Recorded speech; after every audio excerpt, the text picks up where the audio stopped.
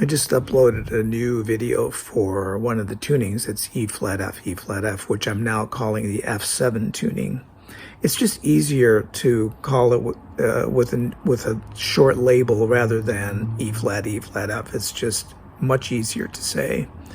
Another one of my tunings, DG, is also very hard to say. Now I'm calling it the G5 tuning because it's sort of like an open G tuning. It's just the G and the D. It's like the bottom four strings of an open G on a guitar. So this tuning is kind of interesting because it kind of centers around an F7 chord, which is why I've called it that. So it's got two chord tones from an F7 or an F minor 7. So you could use it for the minor mode as well. But just a rule of thumb with these tunings in general is that they're not used like an open tuning or an alternate tuning on an acoustic guitar. You're not strumming it. However, with the natural harmonics, you can get somewhat of a chordal structure, and I use the harmonics generally more so than anything else on these tunings for their unique characteristics.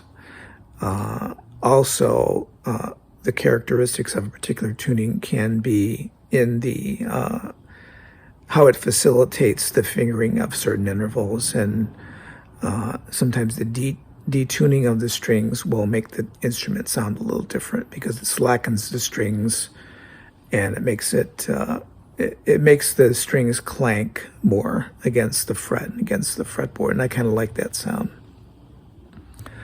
Another tuning that I haven't yet really explored, and it's not in the book, is basically a drop D tuning, but it's dropping all four strings, so it's D, G, C, F.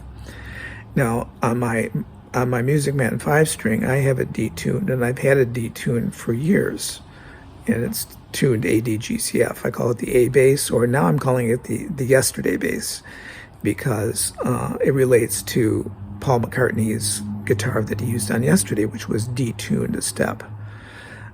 He did that because because the vocal was too high in one of the sections of the song. I think it was the "Why Did She Have to Go" line, which is pretty high. It's at the top of his range, and I think he needed to drop it.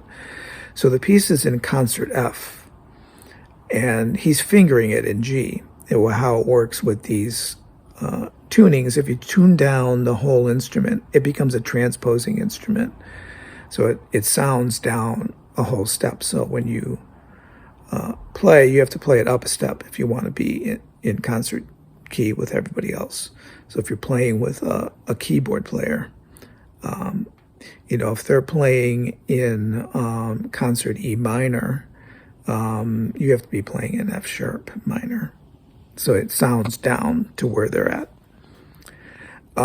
So generally with the tunings, what I like to do is just to retune them and then leave them in the tuning for a couple days or maybe even weeks, and just play around with it and see what kind of ideas I can come up with it.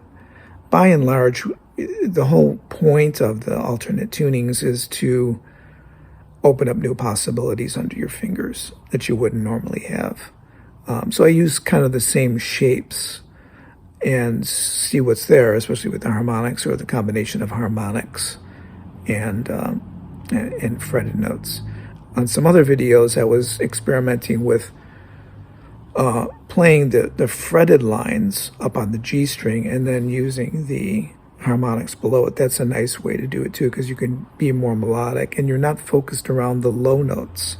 You're focused around the high notes, and the harmonics are even higher than that.